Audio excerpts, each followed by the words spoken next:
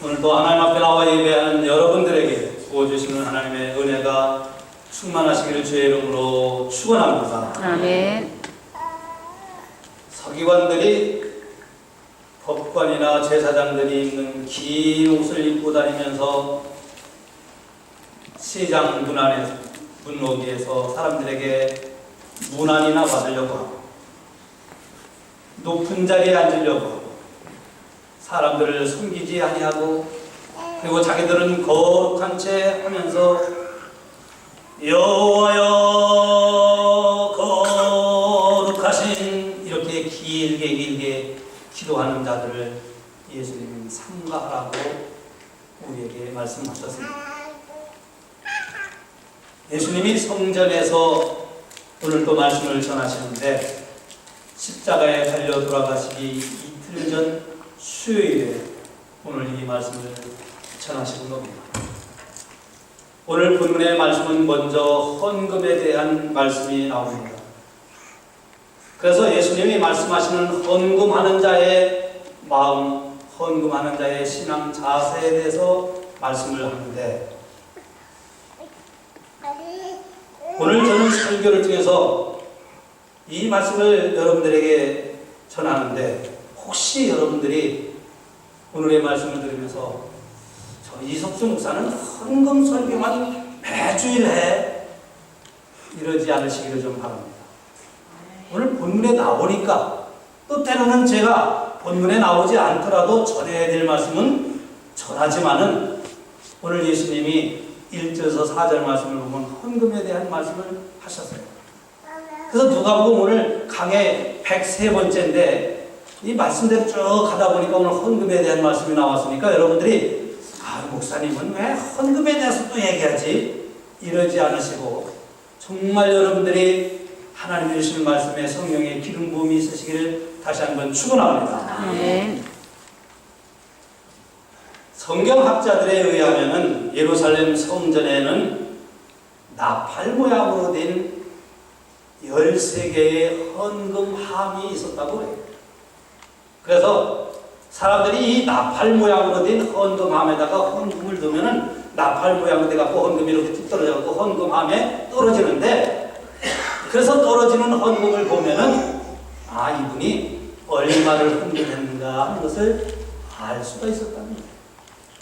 그래서 부자들은 헌금을 할 때에 사람들이 많이 있는 쪽에 그리고 사람들이 많이 보도록 그 나팔 헌금함에다가 헌금을 넣었다는 거예요.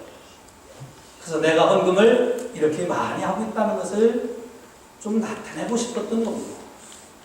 근데 오늘 이 부자들이 헌금하는 그 헌금 대열 속에 어느 가난한 여자 한 명이 2렙돈의 헌금을 했는데 이 2렙돈이라고 하는 것은 오늘날 화폐로 얘기하면은 일당 100불을 번다고 하면은 10분의 1도 안 되는 10불도 안 되는 그런 돈이었어요. 근데 예수님은 성전에서 말씀을 전하시고 이 헌금하는 모습을 봤는데 어느 한 가난한 여자가 동전 2립을 헌금하는 모습을 본 거예요. 근데 그 여자 앞에도 그렇고 뒤에도 그렇고 부자들이 헌금을 많이 하는 모습도 봤지만 예수님은 유독 이 여자가 헌금한 것을 칭찬하였다고 오늘 성경은 말씀하고 있습니다. 우리가 헌금을 드리면 하나님이 우리의 헌금을 받으심을 믿고 우리는 헌금을 드립니다. 그렇죠? 아멘. 근데 가끔은 이렇게 생각을 해보. 내가 오늘 드리는 헌금을 하나님이 연락하지 않으시면 어쩔까? 내가 오늘 정성을 다해서 드리지 못해서 내가 드린 헌금을 하나님이 기쁘게 연락하지 않으셨다면 어쩔까? 참으로 그러면 아찔해집니다. 아찔해져요. 창세기 4장에 보면은 가인과 아벨이 똑같이 하나님 앞에 제사를 드리며 하나님께 예물을 드렸어요. 하나님께 예물을 드렸는데 하나님은 가인과 가인이 드린 예물은 연락하지 아니하시고 아벨이 드린 예물을 아벨과 아벨이 드린 예물을 연락하셨다고 창세기 4장은 우리에게 말씀하고 있습니다.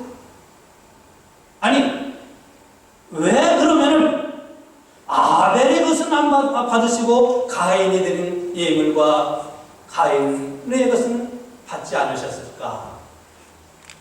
이것을 히브리서에서는 이렇게 우리에게 가르쳐주고 있습니다. 우리 한번 같이 읽어볼까요? 시작! 믿음으로 아벨은 가인보다 더 나은 제사를 하나님께 드림으로 의로운 자라는 증거를 얻었으니 하나님이 그 예물에 대하여 증거하십니다. 그러니까 한마디로 말씀드려서 아벨은 자기의 형보다도 믿음으로 하나님께 예물을 드렸다는 거예요. 그러니까 여러분이 드리는 헌금은 믿음으로 드릴 때 하나님이 연락하신다고 성경은 우리에게 가르쳐주고 있습니다. 내가 그냥 있으니까 드리는 게 아니고 쓰다가 남는 것이 있어서 드리는 것도 아니고 그냥 내가 의뢰히 드리는 것이 아니라 믿음으로 드리는 예물을 하나님 받으신다고 성경은 우리에게 가르쳐주고 있습니다. 오늘 본문은 여러분들에게 잘 알려진 그런 말씀이에요. 아까 말씀드린 것처럼 예루살렘 성전에 나온 사람들이 헌금을 하는데 부자의 대열에 가난한 한 여자가 거기 껴서 헌금을 했어요. 아까 말씀드린 것처럼 이 여자는 오늘날 얘기하면 10불도 안 되는 그런 헌금을 드렸어요. 뭐 10불이 많고 적고 이거를 떠나서 근데 예수님은 이 여자가 드린 헌금이 부자들이 드린 헌금보다 더 많이 했다고 이 여자의 헌금을 보시고 칭찬하신 거예요. 우리는 헌금의 액수를 보고 많이 했다, 적게 했다, 그러기가 쉬워요. 우리 교회도 재무부에서 매 주일마다 헌금 여러분들이 하신 것을 개인적으로 통계를 내고 전체적인 통계를 해서 담임 목사에게 보고가 들어옵니다. 저는 헌금 봉투도 일일이 들여다보면서 이분이 소원은, 이분이 간절한 마음은 어떻게 이 내용을 써서 헌금하셨을까. 그래서 때로는 기도의 제목을 써서 기도하시는 분들을 위해서 기도합니다. 그래서 일일이 개인적으로 헌금한 그 개인 통계의 보고를 제목으로부터 보고 받으면서 정말 이분은 어려운 중에 정말 힘든 중에도 헌금을 이렇게 하셨구나. 그런 분들을 보게 됩니다. 자, 왜 예수님은 이 여자가 헌금한 것을 다른 사람보다 더 많이 했다고 하셨을까요? 몇 가지 이유가 있습니다. 그 하나는 예수님이 이 여자를 칭찬한 것은 헌금의 액수의 양에 의해서가 아니라는 거예요. 그렇잖아요. 액수를 따지면 부자들이 더 많이 하는 거예요. 근데 액수를 치면 이 여자는 얼마 안 된 거예요. 4절에 보면 저들은 풍족한 중에서 헌금을 넣었거니와 이 과부는 그 구차 중에서 자기에 있는 바 생활비 전부를 넣었느니라. 이렇게 말씀합니다. 헌금한 양을 칭찬했으면은, 헌금한 양을 가지고 칭찬했으면은 당연히 부자들이 칭찬을 받았어야 마땅해요. 근데 예수님은 부자들이 많이 했음에도 불구하고 부자들은 지켜놓고 별로 많지 않게 한 이 여자가 헌금한 것을 칭찬하신 거예요. 저는 여기에 예수님의 깊은 뜻이 있다고 깨달아요. 그 하나는 뭐냐? 만약에 예수님께서 이 부자는 정말 헌금을 많이 해서 정말 잘했다고 칭찬했다고 하면 교회는 부자들만 발붙이는 곳이 되어질 것입니다. 교회는 헌금을 많이 하는 사람들만 인정을 받게 되고, 교회는 헌금을 또 많이 하는 사람들만 쓰임을 받게 되고, 교회는 헌금을 많이 해야만이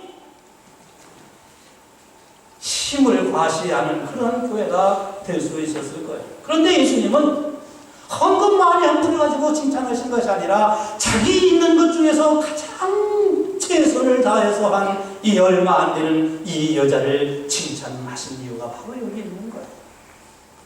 그렇지 않습니까? 여러분들이 신앙생활 하면서 금남교회 담임 목사가 헌금 많이 하는 사람 앞에서는 쩔쩔매고 헌금하지 아니하는 사람은 앞에서는 힘을 과시하고 있다. 만약에 그런 목사, 그런 교회라고 하면 여러분 어떻게 생각하세요? 별로 은혜스럽지 않겠잖아요. 그래서 여러분들이 다니는 이 교회는 하나님이 여러분에게 주신 것 중에서 선별하여 드리는, 하나님이 받으시는 예물을 드리면 여러분들이 칭찬을 받을 수 있는 거예요. 저는 예수님이 그래서 이 부자들이 많이 한 것을 칭찬하지 아니하시는 예수님의 깊은 뜻에 얼마나 교회는 바로 이런 곳이 되겠구나. 우리는 부자와 가난한 여자의 헌금을 통해서 예수님이 하시는 말씀을 통해서 영적인 진리를 깨닫게 되는데요. 하나님이 기뻐하시는 헌금은 어떠한 헌금일까? 우선 우리는 하나님이 우리가 이 세상에서 열심히 살아갈 수 있도록, 그리고 성실하게 살아갈 수 있도록, 열심과 성실함을 통해서 우리가 번 돈을 하나님 앞에 드리는 것을 하나님은 기뻐하신다고 하는 것을 우리는 믿어야 합니다. 하나님은 어떤 헌금을 원하시느냐? 우리가 불의한 방법, 부정하게 불법으로 얻은 수확을 그 중에서 하나님 앞에 드리는 것은 기뻐하지 아니한다고 신명기 23장 18절을 말씀합니다. 창기의 번분과 개 같은 자의 소득은 아무 서원하는 일을 얻든지 내 하나님 여호와의 전에 가져오지 말라는 거예요. 이 둘은 내 하나님 여호와께 가증하다고 성경은 우리에게 가르쳐주고 있기 때문입니다. 그런데 여러분이 하나님이 기뻐하시는 예물을 드리기 위해서는 정직하게, 성실하게, 열심히 번 것 중에서 하나님 앞에 드려야 한다는 거예요. 어떤 분은 그러죠. 목사님, 제가 복권만 당첨되면 여러분, 복권 당첨돼갖고 하나님 앞에 드린 사람 없어요. 당첨되면 또 마음이 달라져요. 그래서 적은 양이든지 하나님 앞에 여러분들이 성실하게 열심히 번 돈 가지고 성들에서 여러분들이 주일헌금도 드리고, 또 생일을 맞이하면 감사금도 드리고, 여행을 하면 여행 감사금도 드리고 11조도 드리는 거예요. 하나님은 이런 것을 기뻐하시는 거예요. 교회는 성도들의 헌금이 있어야 교회가 운영되어질 수 있죠. 가끔 저는 이런 분들 저에게 찾아오는 분이 있어요. 목사님, 돈 좀 부어주세요. 제가 부어줄 돈이 별로 없습니다. 그러면 교회 있던 목사님 다 쓰잖아요. 다 갖고 있잖아요. 여러분, 우리 금난교회는 재정에서만큼은 클리어합니다. 저는 목회 소신이 단 1불이라, 단 10불이라도 정말 하나님 앞에 부끄럼 없이, 정말 이것은 하나님 앞에 드려진 성도들의 피와 땀과 눈물과 간절함이 담겨진 헌금이기에 정말 10불을 쓰더라도 부끄럼 없이 써야 되겠다고 하는 것이 제 평생 목회하면서 지금까지 저는 재정을 관리하고 또 집행해 왔습니다. 여러분, 교회는 조금 전에 말씀드린 것처럼 성도 여러분께서 헌금하는 것을 가지고 교회가 운영되어집니다. 그래서 이 헌금은 하나님 앞에 하나님께 드려진 것이기에 정말 이것은 하나님의 것을 쓰는 그런 심정으로 사용되어져야 합니다. 예루살렘 성전도, 예루살렘에 있는 성전도 성도들이 드린 헌금으로 운영된 거예요. 그렇다고 해서 여러분, 그러면은 이 예루살렘 성전이 부자들이 많이 했다고 해서 예수님이 이 부자들을 칭찬했다고 하면, 오늘날 교회도 조금 전에 말씀드린 것처럼 헌금을 많이 하는 사람들이 인정받고 쓰임받고 칭찬받고 설자리 서고 힘을 구하시는 그런 교회가 된다고 하면 이미 하나님의 뜻을 거역하는, 하나님이 원하지 않는 그런 교회의 모습이 되어가는 거예요. 이것은 예수님께서 적게 한 여자애를 칭찬하셨다고 해서 그러면 헌금을 많이 해서도 안 된다고 하는 그런 뜻도 아니고, 또 적게 하는 것이 칭찬을 받는다고 하는 그런 의미도 더더욱 안 합니다. 웬만하면 헌금을 많이 하는 부자들을 예수님이 칭찬하실 수 있었을 텐데 이 가난한 여자가 드리는 헌금을 예수님은 왜 칭찬하시고 이 여자를 더 많이 했다고 하셨을까? 예수님은 이 여자의 믿음을 보신 거예요. 주님은 우리가 드리는 양도 중요하지만 우리가 어떠한 믿음으로 드리는가 하는 이 우리의 믿음을 보시는 거예요. 열왕기상 17장의 말씀을 보면 사르밧에 한 여자가 있었는데 너무 가난하고 너무 가물고 너무 먹을 것이 없어서 자기의 외아들 둘째 하나가 있는데 이 아들과 기름 한 방울 그리고 밀가루 한 움큼밖에 없어요. 그래서 이것을 해먹고 이제는 자식하고 아들하고 이제는 굶어 죽겠다. 그런데 이때에 엘리야가 이 집을 신방한 거예요. 엘리야가 이 여자에게 이렇게 말합니다. 내가 배가 고프니 당신에게 있는 밀가루와 기름을 가지고 떡을 부어서 나에게 좀 가져오시오. 그랬더니 이 여자가 이렇게 얘기합니다. 내게는 밀가루 한 움큼과 기름 한 방울이 있는데 이것을 가지고 내가 마지막으로 떡을 구워 먹고 내 아들과 이제는 굶어 죽을 수밖에 없는 죽으려고 합니다. 근데 이 여자는 엘리야가 자기에게 가져오라고 할 때 자기가 그 떡을 구워서 엘리야에게 갖다 드릴 거예요. 여러분, 정말 이 사르밧 여자는 믿음으로 그렇지 않겠어요? 자기 사랑하는 아들에게 떡이라도 하나 더 줘야 먹고 배를 굶주린 배를 채울 텐데 이 여자는 아들에게 준 것이 아니라 하나님의 종에게 갖다 드렸어요. 그랬더니 하나님의 종은 그것을 맛있게 먹고 36개에 도망간 것이 아니라 이 여자를 축복했어요. 그랬더니 이 여자의 집에 하나님의 기적의 역사가 나타났는데 기름병에 기름이 마르지 아니하고 밀가루통에 밀가루가 떨어지지 아니하였다고 성경은 우리에게 말씀합니다. 이게 믿음이에요. 이것이 오늘 예수님이 우리에게 가르쳐 주시는 헌금하는 자의 믿음의 모습입니다. 그리고 예수님이 이 여자를 칭찬한 또 하나의 중요한 이유가 있어요. 여러분, 이 여자는 부자들이 쭉 줄 서 있는데 그 틈바구니에 끼어가지고 헌금함에 헌금을 하는 거예요. 자기가 부자들에 비해서 동전 2개를 넣을 때 얼마나 창피할까, 얼마나 이거 부끄러울까, 그런 생각도 들겠지만 부자들이 하는 것은 부자들이 하는 거고 내가 하는 것은 하나님이 내게 주신 것을 하나님 앞에 드린다고 하는 이러한 신앙의 용기, 이 신앙의 용기를 가지고 이 부자들이 대여섯의 틈바구니에 끼어 이 여자는 헌금을 하는 거예요. 예수님은 이 여자의 이 용기 있는 믿음의 결단을 칭찬하신 겁니다. 아멘. 왜냐하면요, 많은 사람들이 하나님 앞에 드리고 싶어도 아이고 이것을 내 생일 감사한금으로 요거 5불을 드리면 이거 창피해서 어떡하나, 그래서 못 드려요. 아이고 하나님 앞에 감사한금을 드리고 싶은데 내가 가진 것이 많지 않아서 10불이면은 아이고 목사님 이거 보고 또 제목에서 이거 보고 이거라고 헌금했나 이럴까봐 창피해서 못하는 사람들이 얼마나 많습니까?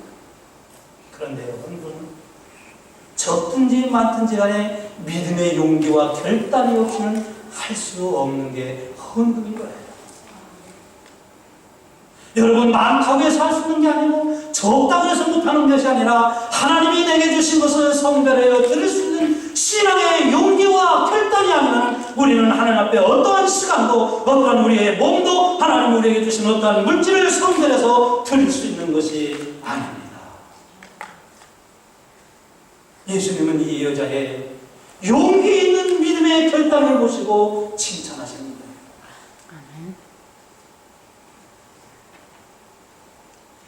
많은 사람들이 나는 적게 드리니까 드리지 말아야지, 나는 드릴 것이 없으니까 부자들만 있는 사람들만 하면 되지, 이렇게 생각하고 살아가는 사람들이 오늘 참 많습니다. 왜냐하면 하나님은 드리는 자의 중심을 보시고 그 중심을 하나님은 받으시는 거예요. 헌금을 드리는 그러면 자세는 무엇일까요?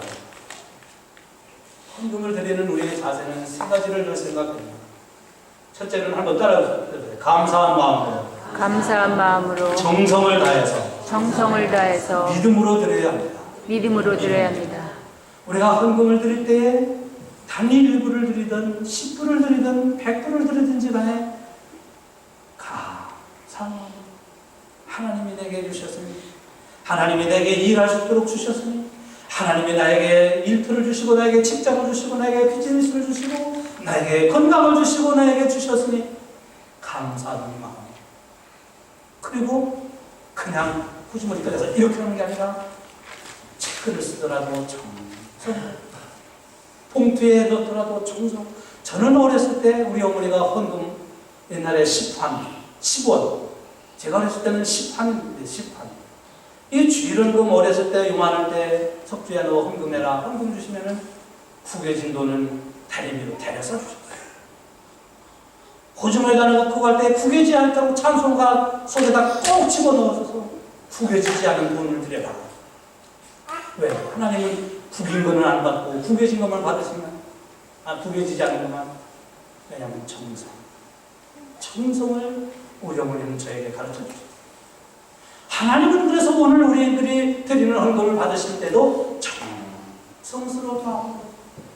그렇죠? 정성을 다해서 믿음으로 하나님이 내가 주신 것을 내가 하나님 앞에 드리면 하나님이 기쁘게 받으시고, 하나님이 물론 우리가 이러한 어떤 샤머니즘적인 신앙은 아니지만 하나님이 받으시면 하나님이 나에게 더 7배를 더 주시고 30배, 60배, 100배의 열매를 맺게 하여 주실 것을 믿는 믿음으로 드릴 때 하나님은 여러분들을 축복하시는 거예요. 아멘.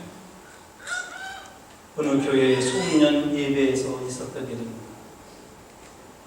이 송년 예배 12월 마지막 주일 예배를 드리니까 1년 마지막이니까 어느 교회에 많은 분들이 앉아서 예배를 드립니다. 근데 저 제일 뒤쪽에 옷도 허스름하게 입은 눈먼 소경이 앉아 있었어요. 우리 교회는 헌금함에다가 여러분 오실 때 이렇게 헌금함에 헌금을 넣으시지만 많은 교회들이 헌금 바구니를 돌리지 않습니까? 근데 헌금위원이 헌금 바구니를 돌리는데 제일 뒤쪽에 있는 그 허스름하게 입은 소경하는 사람이 100불을, 깨끗한 100불을 넣는 거예요. 그래서 헌금위원이 생각할 때, 야, 이 소경이 무슨 돈이 있어서 이렇게 많은 돈을 헌금할까? 의아한 거예요.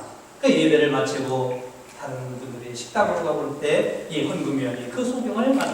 여보시오, 내가 보기에 당신은 눈이 멀어서 돈도 못 벌 것 같은데 어떻게 해서 이 100불을 헌금할 수 있었어? 이렇게 물어봤어요. 그랬더니 소경이 이렇게 얘기했다는 거예요. 내 친구 전문가에게 물어봤는데 사람들이 1년 동안 눈으로 보기 위해서 드는 비용이 환산하려면 얼마나 될까? 그랬더니 친구가 전기불을 켜야 되고 또 밤에 가로등을 켜야 되고 또 여러 가지 사람이 눈으로 보기 위해서 1년 동안에 드는 비용이 보통 약 한 100불을 든다는 거예요. 100불. 여러분, 우리는 그냥 자연히 전기불이 들어오니까 보고 햇빛이 있으니까 보지만은 우리가 보기 위해서 비트는 비용이 한 사람 앞에 100불을 든다는 거예요. 저는 이게 맞는 수치인지 아닌지 몰라요. 그런데 이 소경의 얘기가 나는 나를 위해서 100불이 들어야 되는데 나는 보지 못하니 나는 100불을 세이브했어. 이 세이브하는 거를 나는 하나님한테 드렸을 뿐이에요. 이렇게 얘기했다는 거예요. 여러분, 이 소경이 드린 예물이야말로 하나님이 기뻐하시는 예물이 아니었을까요? 예수님이 가난한 여자가 헌금한 것을 보시고 칭찬하자 당연히 헌금을 많이 하는 사람들이 열받치기 시작합니다. 열이 안 났겠습니까? 그래서 5절 보면 이렇게 말합니다. 어떤 사람이 성전을 가리켜 이 미석과 대리석과 같은 큰 미석, 이 미석과 헌물로 꾸민 것을 말했다는 거예요. 무슨 얘기입니까? 여보시오, 이 웅장하고 어마어마한 예루살렘 성전이 저 여자가 넣는 그 동전 200푼 가지고 지어준 줄 아시오? 그래도 부자들이 헌금했기 때문에 이렇게 웅장한 예루살렘 성전이 되어졌는데, 이렇게 예수님 앞에 열을 맞춰서 얘기한 거예요. 그랬더니 예수님이, 그럼 또 여기서도 그래, 참 많은 사람들 칭찬해야지, 축복 많이 받을 거야, 이 말씀하셨으면 얼마나 좋았을까. 그런데 예수님은 오히려 하신 말씀이, 이 성전이 때가 되면은 돌 위에 돌이 하나도 남지 않고 다 무너질 거다, 이렇게 말씀하셨어요. 참 예수님은 눈치도 없이 그들을 좀 달래주기 위해서라도 칭찬하셨으면 얼마나 좋았을까. 여러분, 예루살렘 성전은 여러분 아시는 것 같이 종교의 중심지. 예루살렘 성전을 통해서 이스라엘 백성들은 민족이 하나가 됩니다. 죄를 지었어도 멀리 포로로 붙잡혀갔어도 이스라엘 백성들은 이 성전을 통해서 신앙을 회복하고 민족의 자긍심을 갖고 민족주의, 이게 시온이즘입니다.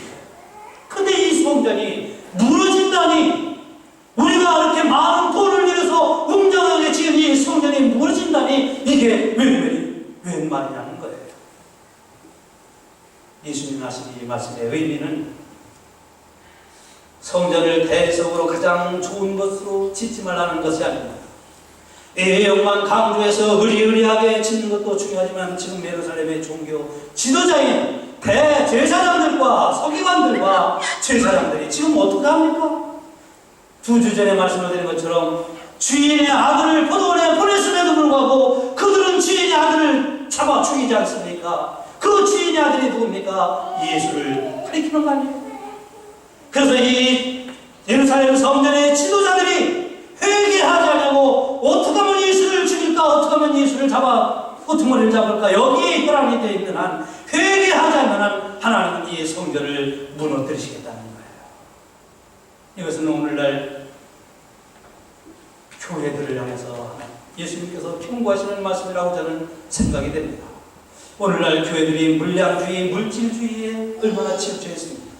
이 물질의 힘 앞에 많은 교회들이, 그러나 이 많은 교회라고 하는 것은 오늘날도 생계가 어렵고 생계 유지를 못하고 교회를 유지 못하는 70%가 되는 그런 많은 교회들이 있지만은, 그러나 제가 여기서 말씀드리는 많은 교회들이란 물량주의, 이 메모리즘적인 이 물량주의 교회들이 이 물질의 힘 앞에 복음의 힘을 잃어버리고 있는 교회들이 얼마나 있는가.